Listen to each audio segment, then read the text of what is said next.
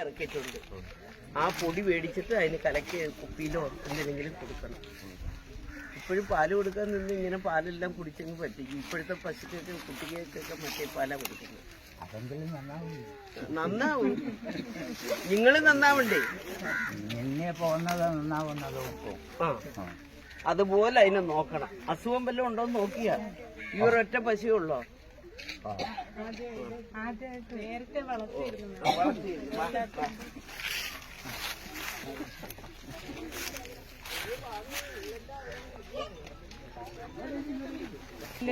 കേരളത്തിന്റെ ക്ഷീരവികസന വകുപ്പ് മന്ത്രി കൂടിയായിട്ടുള്ള ജെ ചിഞ്ചുറാണി അവർകള്, അതുപോലെ തന്നെ ഗ്രാമപഞ്ചായത്തിന്റെ ക്ഷേമകാര്യ സ്റ്റാൻഡിംഗ് കമ്മിറ്റിയുടെ ചെയർമാൻ വിഷ്ണുരാജ്, ഗ്രാമപഞ്ചായത്തിന്റെ മുൻ വൈസ് പ്രസിഡന്റ് എം ബാബുരാജ് അവർകൾ, ഏറെ ബഹുമാന്യരായിട്ടുള്ള നാട്ടുകാര്, അതുപോലെ തന്നെ പ്രിയപ്പെട്ടവര്, ഇന്ന് നമ്മുടെ കച്ചൂട്ടിൽ വെച്ച് നടക്കുന്നത് അതിദരിദ്ര വിഭാഗത്തിൽപ്പെട്ട നമ്മുടെ രാഘവനാശാനും അതുപോലെ അദ്ദേഹത്തിന്റെ മകളും, അവർക്ക് രണ്ടുപേർക്കും ബഹുമാന്യയായിട്ടുള്ള മിനിസ്റ്റർ നമ്മുടെ ക്ഷീരവികസന വകുപ്പിന്റെ നേതൃത്വത്തിൽ കൊടുക്കുന്ന പശുവിന്റെ വിതരണ ഉദ്ഘാടനമാണ് ഇന്നിവിടെ നടത്തപ്പെടുന്നത്.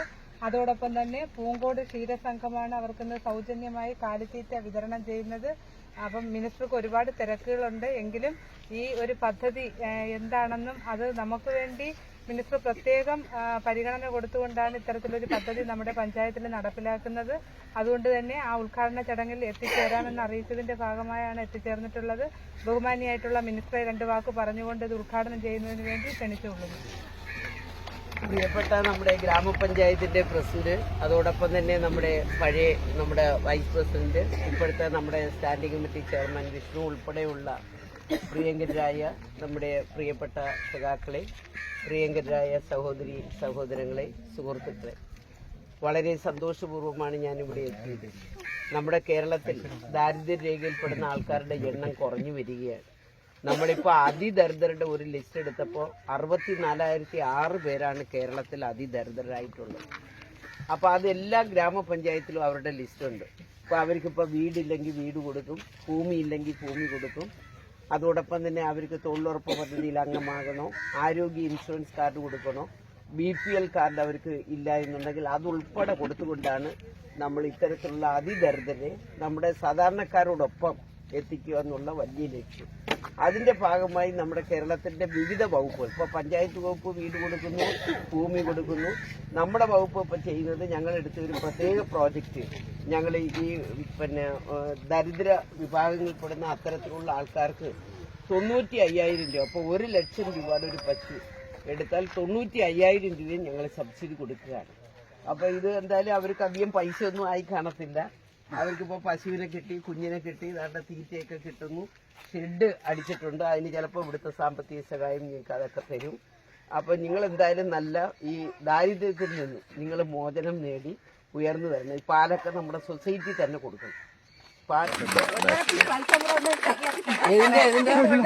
നമുക്ക് നോക്കാം. ഇച്ചിരി സാമ്പത്തിക ബുദ്ധിമുട്ട് ഗവൺമെന്റിന് ഉണ്ടായതുകൊണ്ടാണ്. നിങ്ങൾക്ക് തരും ഉറപ്പ് പറയുക. അത് നമുക്ക് കേന്ദ്രത്തിന്റെയും കൂടെ പണം കിട്ടണം. ഇങ്ങോട്ട് നോക്കൂ.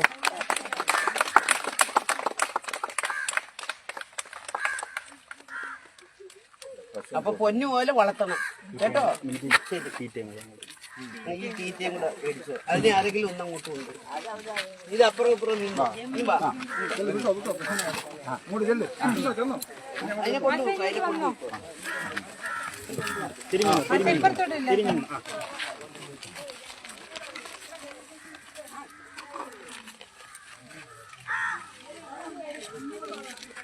തീറ്റ കൊടുക്കുന്ന അളവെല്ലാം തിരക്കി എറിയണം കേട്ടോ. അതിനനുസരിച്ച് കൊടുക്കും. എല്ലാം കൂടെ എടുത്ത് ഒരുമിച്ച് കൊടുക്കരുത്. അപ്പോൾ ശരി.